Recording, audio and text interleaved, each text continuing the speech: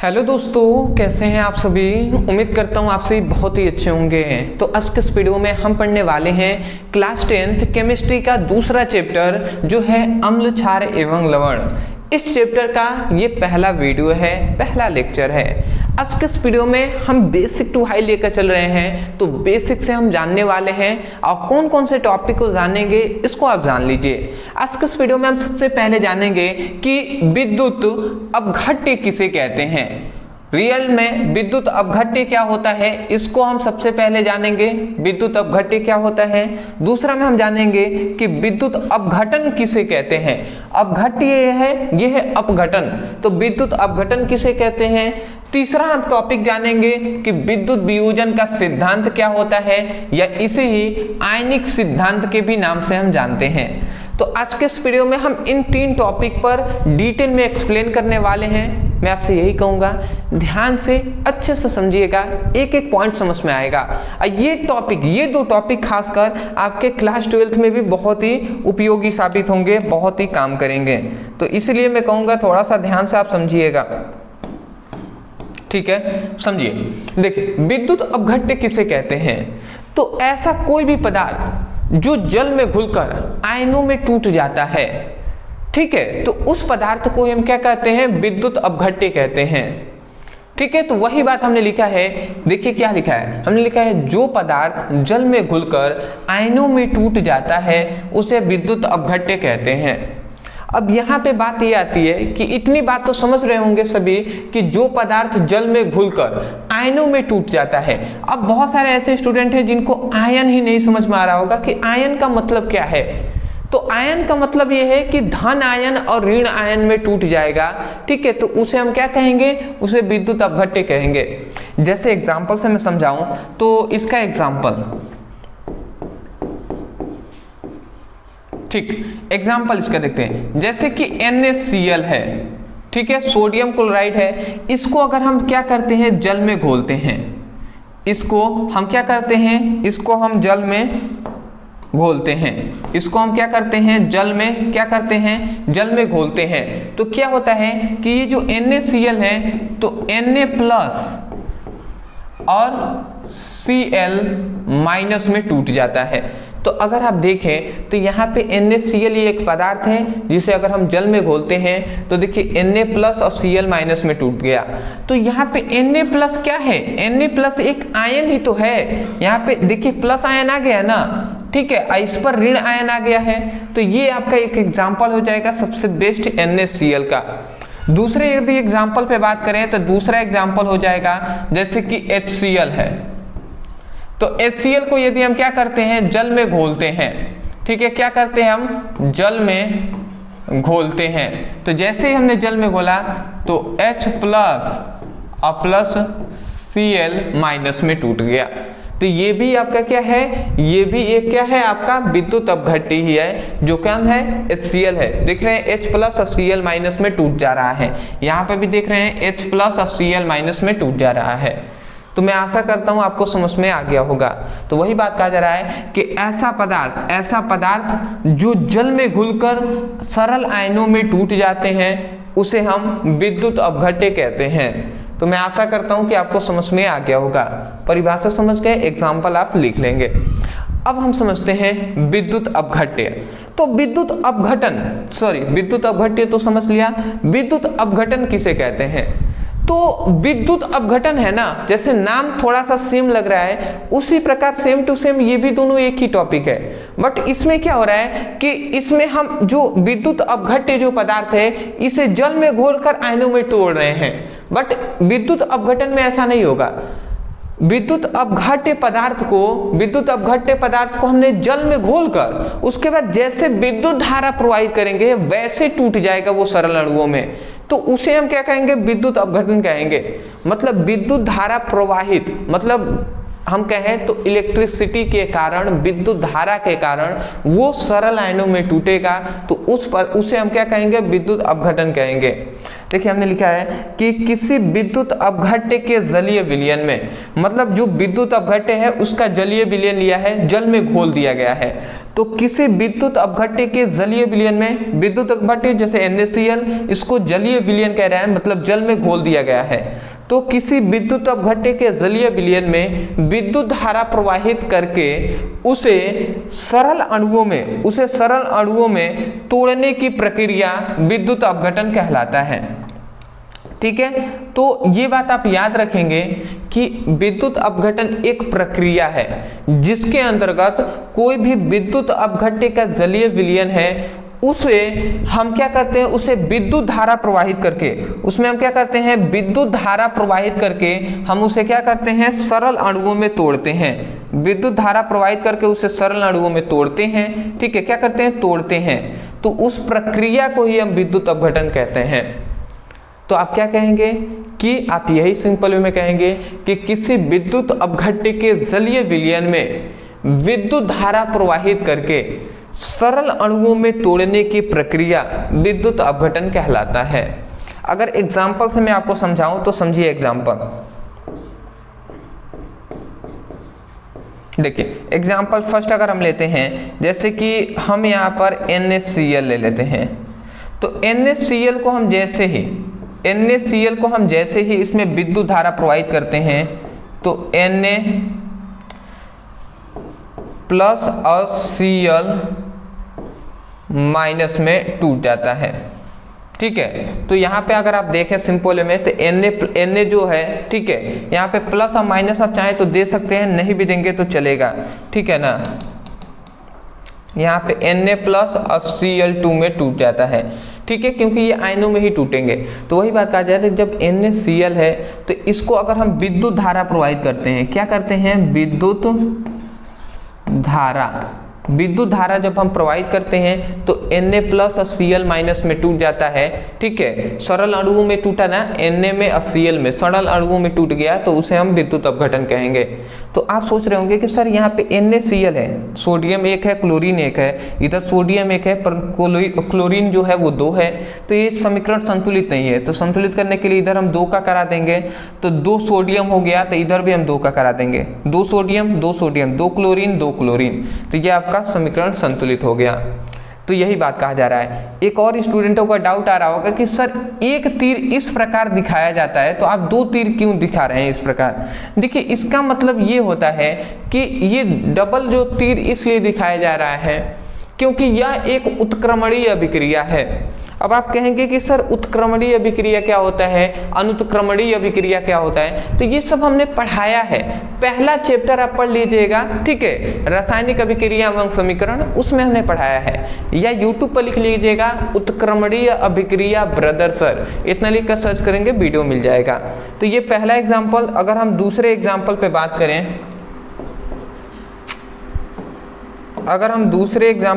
करें, तो 2 HCl को ले लेते हैं, और इसको अगर हम क्या करते हैं, इसको अगर हम विद्युत धारा इसमें प्रवाहित करते हैं, विद्युत धारा अगर हम प्रवाहित करते हैं तो ये भी क्या हो जाएगा 2H, मतलब अगर मैं सिंपल में कहूँ तो H2 प्लस Cl2 में टूट जाएगा। देख रहे हैं 2 हाइड्रोजन 2 क्लोरीन 2 क्लोरीन। तो ऐसे देख रहे हैं, तो हम यही कह रहे हैं कि किसी विद्युत अपघट्य के जलीय विलयन में विद्युत धारा प्रवाहित करके सरल अणुओं में तोड़ने की जो प्रक्रिया होती है उसे विद्युत अपघटन कहते हैं। तो मैं आशा करता हूं कि आपको विद्युत अपघट्य और विद्युत अपघटन समझ में आ गया होगा। आगे बढ़े, ठीक है, तो चलिए स्क्रीनशॉट ले लीजिए, ले लिए होंगे। चलिए अब हम देख लेते हैं अपने अगला टॉपिक। देखिए अगला हमारा टॉपिक हम जानेंगे जो है विद्युत वियोजन का सिद्धांत, या इसे आयनिक सिद्धांत कहते हैं। देखिए ये भी आपको आसानी से समझ में आ जाएगा, एक एक पॉइंट्स को समझना है। सबसे पहला हमारा है कि यह सिद्धांत कितना 1887 में आर्हेनियस ने दिया है। ठीक है,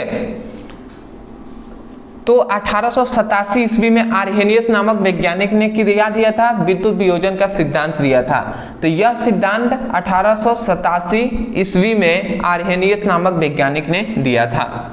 दूसरा कि जब कोई विद्युत अपघट्य, ठीक है, जब कोई विद्युत अपघट्य जल में घुलकर दो प्रकार के आवेशित अणुओं में टूट जाता है तो इस प्रक्रिया को आयनन या विद्युत वियोजन कहते हैं। इस प्रक्रिया को हम क्या कहते हैं? इस प्रक्रिया को हम आयनन कहेंगे या इसी प्रक्रिया को हम विद्युत वियोजन कहते हैं। अब थोड़ा सा एक और मैं बात बता दूं, देखिए विद्युत वियोजन का सिद्धांत है तो जब आर्हेनियस नामक वैज्ञानिक ने, जो ये आर्हेनियस नामक वैज्ञानिक है, इन्होंने जब ये सिद्धांत दिया तो उस सिद्धांत के अंतर्गत बहुत सारी बातें बताई गई। अब उन्हीं सिद्धांत को हम यहाँ पे एक एक करके पॉइंट वाइज हम देख रहे हैं। तो आप यहाँ पे अगर आप चाहें तो ऊपर आप लिख सकते हैं कि इस सिद्धांत के अनुसार, आप चाहें तो यहाँ पे लिख सकते हैं कि इस सिद्धांत के अनुसार, ठीक है। अब इस सिद्धांत के अनुसार हमें क्या बात बताया गया? सबसे पहली बात आप एक लिख लेंगे पॉइंट कि यह सिद्धांत 1887 ईस्वी में आर्हेनियस नामक वैज्ञानिक ने दिया। उसके बाद आप दूसरा यहाँ पे इस सिद्धांत में हमें बताया गया कि जब कोई विद्युत अपघट्य, ठीक है, इस सिद्धांत में हमें बताया गया कि जब कोई विद्युत अपघट्य है तो विद्युत अपघट्य को अगर हम जल में घोल देते हैं तो जल में घुलकर दो प्रकार के आवेशित अणुओं में टूट जाता है। तो इस प्रक्रिया को ही हम आयनन या विद्युत वियोजन कहते हैं। जैसे कि अगर मैं आपको एग्जांपल से समझाऊं,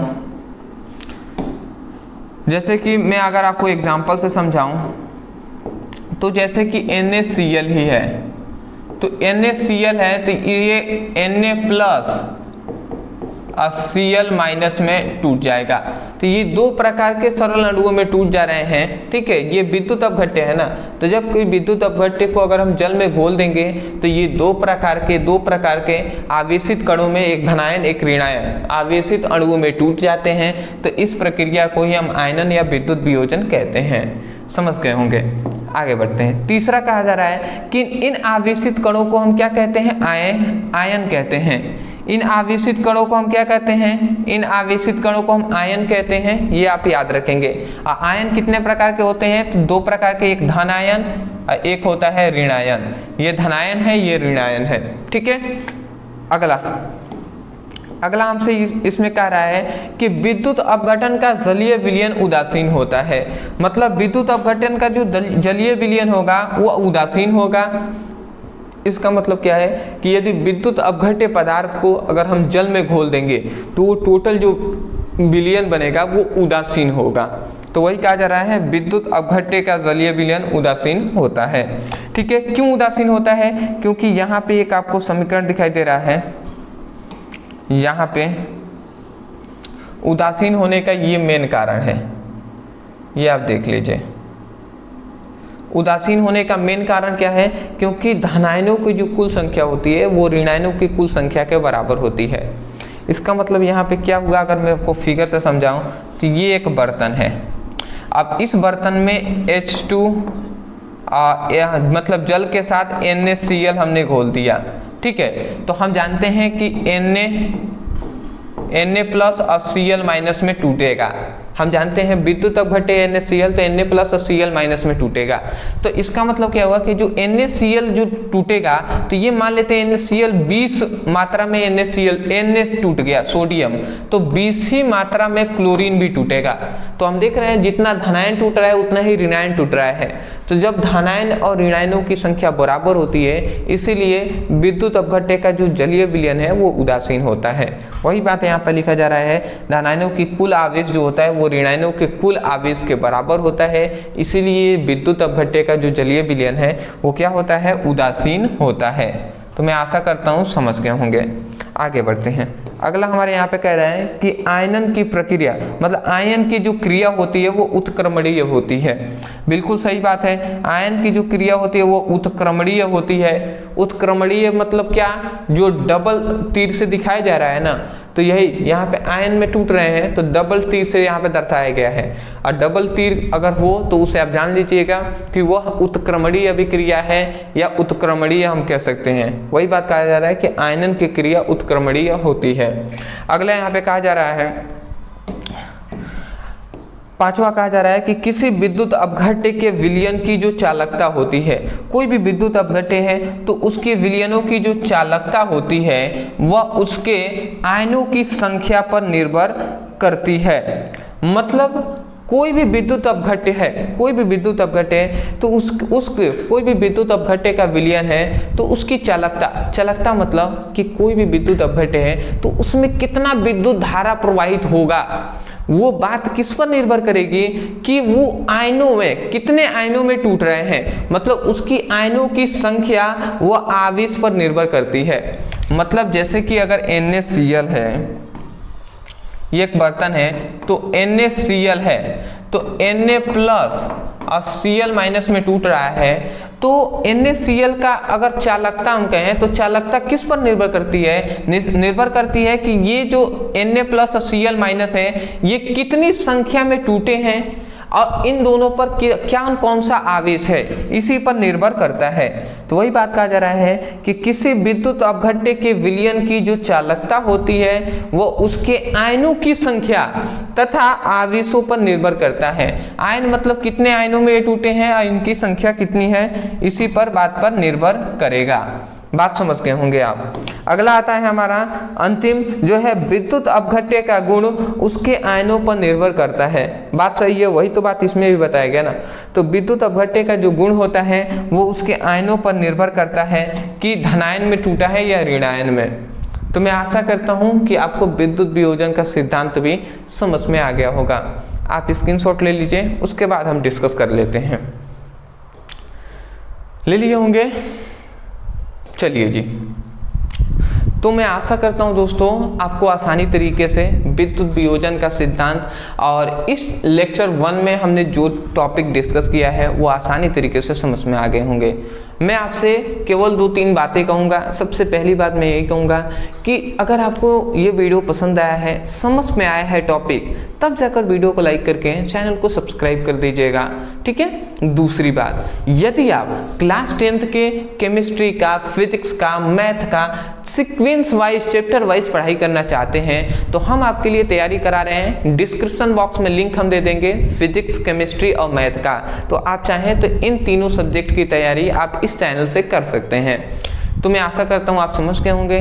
तीसरी बात मैं ये कहूँगा, कोई भी टॉपिक यदि आपको समझ में नहीं आता है उस टॉपिक का नाम लिखिए यूट्यूब पर। जैसे मान लेते हैं विद्युत वियोजन का सिद्धांत नहीं समझ में आ रहा है तो आप लिखिए विद्युत वियोजन का सिद्धांत ब्रदर सर, इतना लिख कर सर्च करेंगे, वीडियो मिल जाएंगे।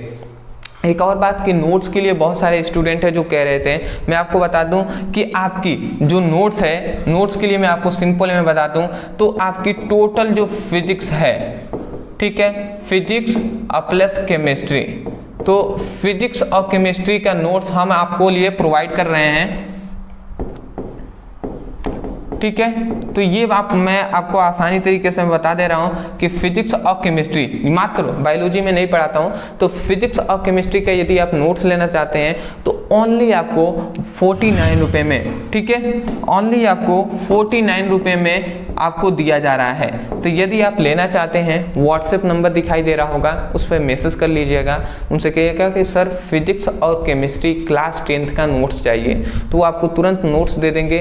उस नोट्स को मैंने खुद बनाया है, उसमें लगभग सभी टॉपिक अवेलेबल हैं। तो आप चाहें तो हैंड रिटन नोट्स है, आप वहाँ से भी पढ़ाई कर सकते हैं, उस नोट्स से आप हेल्प ले सकते हैं। तो आपको नंबर दिखाई दे रहा होगा, इस नंबर पर मैसेज करके आप नोट्स मांग लीजिएगा। तो चलिए दोस्तों, आज के लिए इतना ही, मिलते एक नए टॉपिक के साथ, तब तक के लिए धन्यवाद।